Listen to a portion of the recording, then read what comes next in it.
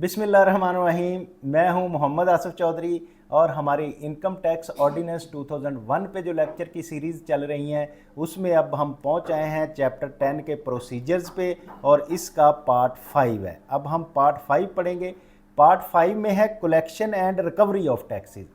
अक्सर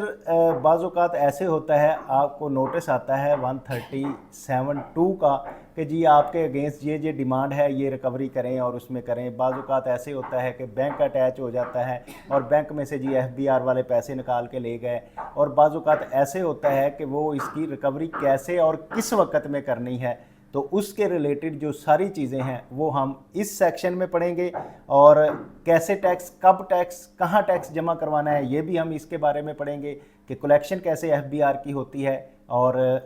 रिकवरी कैसे FBR करता है। ये सारी चीज़ें इसमें हैं और ये बहुत इम्पोर्टेंट लेक्चर होगा आज का। तो इसमें सेक्शन 137 है due date for the payment of tax, कि आपके टैक्स पेमेंट की ड्यू डेट कौन सी है। आपको पता है जब आप आफ्टर ईयर एक रिटर्न फाइल करते हैं तो रिटर्न फाइल करने के साथ आप टैक्स का चालान जमा करवाते हैं। आप जितने आपके टैक्सेस हैं वो सारे पहले एडजस्ट कर लेते हैं। एडजस्टमेंट करने के बाद फिर वो अपने सारे टैक्सेस जो हैं वो बाकी के आप और एक चालान जमा करवाते हैं, PSID बनता है और उसको जमा होता है। तो वो ड्यू डेट जो सब सेक्शन 1 है इसका, कि जब आपने रिटर्न फाइल करनी है, रिटर्न फाइल करने के साथ ही अपने टैक्सेस एडजस्टमेंट के बाद बाकी जमा करवाने हैं, तो उसको ये डील करता है सब section 1। The tax payable by a tax payer on the taxable income of tax payer including the tax payable under section 113 और 113A, जो कि मिनिमम टैक्स है। For the tax year shall be due on the due date furnishing the tax payer's return of the income for the tax year, के जब आपने tax year की income tax return file करनी है उसी वक्त आपने जो टैक्स है वो पे करना है। सब सेक्शन 2 है। सब सेक्शन 2 जो है ये ऐसा है कि जो आपके अगेंस्ट कोई डिमांड क्रिएट हुई है, FBR ने कोई ऑडिट हुआ, ऑडिट के में कोई कलेक्शन हुई, ये FBR के ऑफिसर्स के लिए भी है कि जब आप उसको असेसमेंट करते हैं तो असेसमेंट के बाद उसको ये आपने एक नोटिस देना है कि ये रिकवरी जितनी भी असेसमेंट ऑर्डर में रिकवरी है वो आपने उससे कलेक्ट करनी है। सब सेक्शन 2 है where any tax is payable under an assessment, यानी कि असेसमेंट ऑर्डर हुआ और उसके तहत कोई पेएबल बनी आर एन अमेंडेड असेसमेंट, या फिर असेसमेंट को अमेंड किया, order of any other order issued by the commissioner under this ordinance, a notice shall be served upon the tax payer in prescribed form specifying the amount payable. तो उसको एक notice दिया जाएगा जो कि एक प्रेस्क्राइब्ड फॉर्म में होगा और वो और जितनी अमाउंट पेएबल है वो स्पेसिफाई होगी, and there upon the sum so specified shall be paid within 30 days from the serve of the from the date of service of the notice. तो नोटिस की सर्विस के 30 days के अंदर वो amount जमा करवानी होगी। तो ये है जो ऑडिट के बाद आपको रिकवरी आती है और अक्सर नोटिस आते हैं, लोगों को मिलते हैं 137(2) के। एक प्रोवाइजो है इसकी, provided that due date for the payment of tax payable under sub section 7 of section 147 shall be the date specified sub section 5 of sub section 5A for the first proviso of sub section 5B of section 147। तो जो 147 का है वो tax के लिए ये detail दी गई है कि उसमें पेएबल क्या होगा। इसी तरह notwithstanding the sub section 2 for all shall be affected the operation of sub section 1। तो जो सब सेक्शन 2 है तो 4 जो है वो सेक्शन 1 के मुताबिक होगा। सब सेक्शन 4 है upon written application by a tax payer the commissioner may where good cause is to shown grant a taxpayer an extension for the time of payment tax due under subsection 2 and allow a taxpayer to pay such tax in installment or equal to varying amount as the commissioner may determine having regarded to the circumstances of the case। अगर कोई ऐसी situation है कि tax pair request करता है commissioner को कि मैं पे कर दूंगा, आई एम एग्री टू पे दैट टैक्स, बट ये है कि मुझे इसकी इंस्टॉलमेंट बना दे या मुझे जो है थोड़ा टाइम दे दें, इस वक्त मेरी पेमेंट आनी है तो मैं उसमें से पे कर दूंगा, तो फिर वो कमिश्नर जो है अंडर सब सेक्शन 4 उसको अलाउ कर सकता है, इंस्टॉलमेंट बना सकता है उस टैक्स के पेमेंट। इसी तरह सबसेक्शन 5 है, where tax payer is permitted to pay a tax by instalment and the tax payer default in payment of any instalment the whole balance of the tax outstanding shall become immediately payable. तो अगर कोई ऐसी situation है कि उसको tax जो है instalment में पे करना है, लेकिन टैक्स पेयर डिफ़ॉल्ट कर जाता है किसी इंस्टॉलमेंट में, तो फिर उसका टोटल टैक्स जो है वो पेएबल हो जाएगा, ड्यू हो जाएगा। तो ये एफबीआर के ऑफिसर्स के लिए ये बात है कि अगर इंस्टॉलमेंट नहीं पे कर रहा तो आप फिर टोटल उसका टैक्स जो है वो उससे कलेक्ट कर सकते हैं। इसी तरह सब सेक्शन 6 है, the grant of an extension of time to pay tax due और the grant of permission to pay tax due by installment shall not preclude the liability of default surcharge arising under section 2005 from the due date of the tax under subsection 2। तो subsection 2 के तहत जो होगा कि अगर आपने allow कर दिया है इंस्टॉलमेंट्स को और इस तरह से कर दिया है तो फिर आपको ये जो है वो नहीं होगा, नॉट प्रिक्लूड होगा the liability for default surcharge. Sub section 138 है, recovery of the taxes out of property and through arrest of the tax pair. अब ये बड़ा ख़तरनाक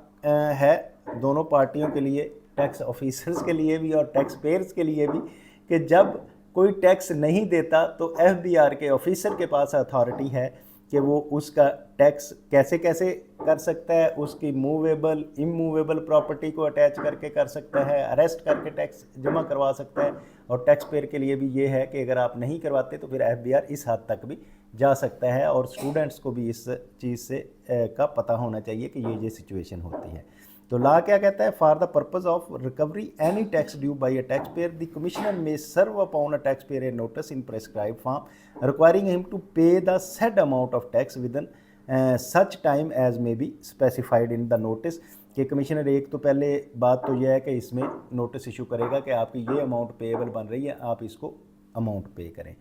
दूसरी बात ये होगी, if the amount referred in the notice issued under subsection 1 is not paid within the time specified or within the further time if any allowed, कि जो टाइम स्पेसिफाई किया गया है उस टाइम में अगर वो नहीं पे कर रहा या जो टाइम उसको अलाउ किया गया है उसमें वो टाइम पे नहीं करता by the commissioner may proceeds to recover from tax payer in the said amount by one or more of the following modes. तो ये बाकी ये नीचे दिए गए तरीकों के तहत कमिश्नर उसकी रिकवरी कर सकता है। मीन ये है कि नोटिस दिया, उसने उस पर अमाउंट जमा नहीं करवाई, तो अब कमिश्नर जो है खुद करेगा। तो कैसे करेगा जी? Number 1, attachment of the sale of any movable or immovable property of the tax payer, कि टैक्स पेयर की कोई भी मूवेबल इमूवेबल प्रॉपर्टी को अटैच किया जा सकता है। अटैच करने का मकसद ये है कि उसको रोक दिया जाता है कि किसी भी ट्रांसफ़र से एक्साइज डिपार्टमेंट में अगर कोई गाड़ी वगैरह है या बिल्डिंग वगैरह है तो उसकी अटैचमेंट कर दी जाती है, या फिर उसको सेल करके जो पैसे रिकवर किए जाते हैं। ये इतने इख्तियारात हैं एफबीआर के पास कि वो आपकी रिकवरी, चाहे आपका घर है गाड़ी है, वो बेच के भी पूरी की जा सकती है। इसी तरह सब सेक्शन आगे क्लास बी है, appointment of a receiver for the management of a movable or immovable of property of the tax payer. तो टैक्स पेयर की मैनेजमेंट रिसीवर जो है वो अपॉइंट किया जा सकता है कि जो आपकी प्रॉपर्टी के लिए इसको मसलन ये हो सकता है कि उसके रेंट वगैरह के इशू है तो वो कलेक्ट करके उसमें कर दे, जमा करवा दे, या उसकी प्रॉपर्टी के बेचने और सारे प्रोसेस करने का अरेंज करे। क्लास सी है, arrest of the tax pair and his detention in the prison for the period not exceeding 6 month. तो अरेस्ट करके 6 महीने तक जेल में भी डाला जा सकता है। D as specified under class A, C A and D of the sub section 1 of the section 48 of the sales tax act. जैसे कि सेल्स टैक्स एक्ट में जो रिकवरी के सारे मेथड्स हैं वो हमने पढ़े थे, ये हमारा यूट्यूब चैनल पे अवेलेबल है lecture, recovery under sales tax section 48 में। तो उसके जो क्लासेस हैं ए, सी ए और डी, ये सब भी आप इस पर अप्लाई कर सकते हैं। तो इसी तरह अगर हम आए सब सेक्शन 3 में, for the purpose of recovery of taxes under sub section 2 the commissioner shall have the same power as a civil court as under the code of civil procedures 908 act of 908 for the purpose and recovery of any amount due under decree. तो उसकी ये है कि ये recovery के purpose के लिए civil court में भी इसका किया जा सकता है, और उस रिकवरी जो है उस अमाउंट को, ड्यू अमाउंट जो है उसको डिक्री भी किया जा सकता है। तो ये भी अथॉरिटी है FBR के पास। इसी तरह सब सेक्शन 4 है, the board may make a rule regulating the procedures for recovery of taxes under this section and other matters connected with other incidents to the operation of this section. तो इसमें यह है कि FBR और भी rule बना सकता है इस रिकवरी के रिलेटेड, कोई रूल्स बनाए जा सकते हैं, तो वो भी FBR के पास इख्तियार है। इसी तरह अगर हम बात करें सेक्शन 138A की, recovery of taxes by the district officer revenue. District officer revenue जो है वो भी इसमें हेल्प कर सकता है। किस तरह से रिकवरी कर सकता है वो लॉ क्या कहता है, the commissioner may forward to the district officer revenue, जो को DC होता है, DCO होता है, उसको किया जा सकता है, of the district in which the tax payer resides or carry on his business or on which the property belonging to the taxpayer is situated, a certificate specifying the amount and any tax due of the taxpayer, and on receipt of such officer the district officer revenue shall proceed to recover from the taxpayer the amount so specified and where an area of land and revenue। के अगर commissioner के पास ये authority है कि वो district officer revenue DCO को letter लिखेगा कि ये इसकी अमाउंट है और फलां टैक्स पेयर जो आपके इलाके में इसकी रिहाइश है, रहता है या बिज़नेस है, इससे इतनी अमाउंट रिकवर करनी है। तो जब वो रिसीव करेगा तो उस अमाउंट को जो DCO है, DCO उसको रिकवर करने में हेल्प करेगा डिपार्टमेंट की, कि उसके कोई लैंड के एरियर्स या इस तरह के हैं उनके तरह जैसे वो करता है वैसे ही ये रिकवरी करेगा। सब सेक्शन 2 है, without prejudice to any other power of the district officer revenue in this behalf he shall have same power as civil court and under the code of civil procedures 1908 for the purpose of recovery of the amount due under the decree. तो ये है कि किसी भी इख्तलाफ के बगैर जो कि DCO के पास वो पावर्स हैं जो सिविल कोर्ट के पावर होती हैं under code of civil procedure 1908 के डिक्री की अमाउंट जिस तरह से रिकवरी की जाती है, इसी तरह DCO के पास भी पावर होती है, DC रेवेन्यू के पास, वो इसको कलेक्ट कर सकता है। सब सेक्शन है 138B। सेक्शन 138B में है स्टेट इन बैंकरप्सी, कि अगर बैंकरप्ट कोई हो जाता है तो फिर क्या होगा। If the taxpayer is declared bankrupt, the tax liability under this ordinance shall pass on the state in bankruptcy। तो जब बैंकरप्ट हो जाता है तो उसकी जो स्टेट ऑफ बैंकरप्टी होती है जिसमें वो उसको बेच के तो लोगों के पैसे दिए जाते हैं, जिस तरतीब एक बनी होती है कि पहले सबसे क्रेडिटर के देने हैं, फिर इस तरह से देने हैं सप्लायर के, फिर बाद में ओनर्स को जाएंगे। तो इस तरह से जो FBR का भी है वो उसका स्टेट ऑफ डिक्री को चला जाता है उसको बैंकरप्सी को, तो वो इसके रिकवरी करवा के जितनी रिकवरी है FBR की वो पहले करते हैं। सब सेक्शन 2 है, if a tax liability is incurred by an estate in bankruptcy the tax shall be deems to be current expenditure in the operation of the state in bankruptcy and shall be paid before the claim preferred by other creditor as are settled। तो इसको current क्योंकि expenditure समझा जाता है, तो फिर इसमें यह है कि सबसे पहले जो है वो कलेक्शन की जाएगी टैक्सेशन की कलेक्शन के बाद फिर जो है बाकी क्रेडिटर्स को पैसे दिए जाएंगे। तो ये देखें कि FBR के पास कितनी पावर्स है कि वो रिकवरी छोड़ेंगे नहीं, रिकवरी करवा लेंगे। इस तरह कुछ लोग जो होते हैं ना वो बहुत लीनियट होते हैं, यार कुछ नहीं होता, नोटिस चलते जा रहे हैं, रिकवरी होती जा रही है, कुछ नहीं होगा मेरे पास। ये तो अलग बात है कि FBR जो है वो आगे प्रोसेस नहीं कर रहा, लेकिन FBR के ऑफिसर्स के लिए भी है, अगर आप प्रोसेस करें तो आपके पास बहुत इख्तियारात है कि यहाँ तक कि आप उसकी किसी भी हालत में रिकवरी कर सकते हैं। उसकी मूवेबल प्रॉपर्टी बैंकरप्ट हो गया फिर भी आपका पहले राइट है, हर सिचुएशन में आप जो है ना रिकवरी कर सकते हैं। तो इसलिए FBR के नोटिस को ईजी नहीं लेना चाहिए, जो नोटिस आए उसका प्रॉपर रिप्लाई दें, उसमें जो पेमेंट बन रही है वो जमा करवाएं, अगर नहीं तो अपील में आप है अपनी कोशिश करें, अदरवाइज जो है ना पेमेंट जमा ज़रूर कराएं, उसको इग्नोर ना करें। अब सेक्शन है 139 collection of taxes in the case of private company and association of person. अच्छा, अब ये है कि इंडिविजुअल्स में तो ये हो गया कि हमने उसको कहा कि जी उसकी मूवेबल प्रॉपर्टी जो है वो आप सेल कर सकते हैं, उसके जेल कर सकते हैं, उसको सारी चीज़ें कर सकते हैं। लेकिन जब प्राइवेट लिमिटेड कंपनी और एसोसिएशन ऑफ पर्सन आ गई तो फिर क्या होगा, तो फिर जो है वो लॉ आगे जाके लगेगा उनके पार्टनर्स पे और उनके डायरेक्टर्स पे। तो उसके बारे में लॉ क्या कहता है वो हम अब पढ़ते हैं।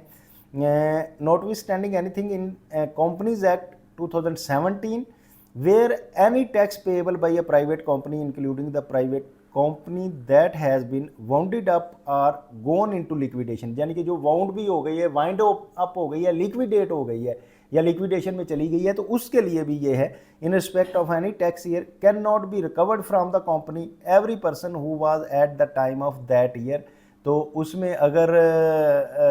उससे नहीं रिकवर किया जा सका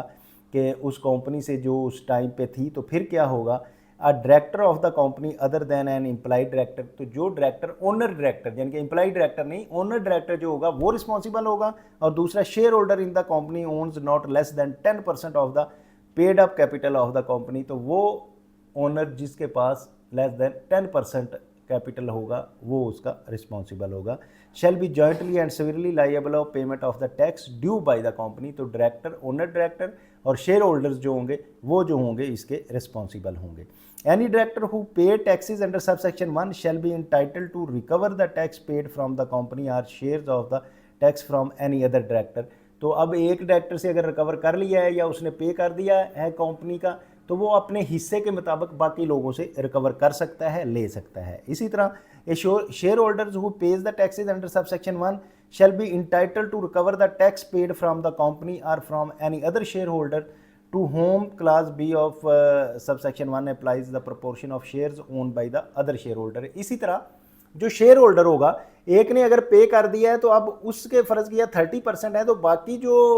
70% शेयर जो होल्डर हैं वो उनसे वो रिकवर कर सकता है। Subsection 4 है notwithstanding anything in any law where any tax payable by the member of an association of person in respect of the member's share of the income of association in respect of any tax year cannot be recovered from the members, the association shall be liable to be tax due by the member। तो इसमें ऐसे ही अगर किसी member ने नहीं दिया तो association of person liable होगी, अगर एसोसिएशन ऑफ पर्सन ने नहीं दिया तो मेंबर लायबल होंगे टू पे टैक्स। Subsection 5 है notwithstanding anything contained in any other law for the time being in force where any tax payable by an association of person in respect of the tax year cannot recovered from the association of person every person who was at that time of the year a member of association person shall be jointly and severally liable to payment of tax due for the association of person। तो इसी तरह कि association of person ने जब उस वक्त नहीं दिया जो भी लोग थे, तो अब ये है कि जो बाकी बचे हैं बंदे या जो बाकी पार्टनर हैं वो लायबल हैं उसका टैक्स पे करने के, और वो टैक्स पे करेगा। इसी तरह जिस मेंबर ने टैक्स पे किया है वो इंटाइटल है कि वो एसोसिएशन ऑफ पर्सन के बाकी लोगों से अपना टैक्स रिकवर कर सकता है अदर मेंबर से। The provision of this ordinance shall apply to any amount due under this section as if the tax due under an assessment order. तो ये प्रोविज़न उस वक्त लाई होगी जब असेसमेंट ऑर्डर होगा और उससे टैक्स पेएबल करना होगा या टैक्स लेना होगा। Section 140 recovery of tax from the person holding a money on behalf of the tax payer, कि ऐसा बंदा जिसके पास टैक्स पेयर के बिहाफ पे रकम होती है, जैसे कि बैंक, आप बैंक अटैच करके बैंक से पैसे ले लेते हैं, मतलब ये है कि वो टैक्स पेयर की मनी है लेकिन की और उसका बैंक जो है उसका होल्डर है, बैंक के पास वो पड़ी हुई है। तो इसमें क्या होगा, for the purpose of the recovering any tax due by a tax payer the commissioner may by a notice in writing require any person, किससे, owing or who may owe a money for the tax payer, जिसके पास रकम है या जो जिसके पास इसकी पैसे पड़े हुए हैं टैक्स पेयर के, उससे holding who may hold money for on account of tax pair, tax payer के अकाउंट में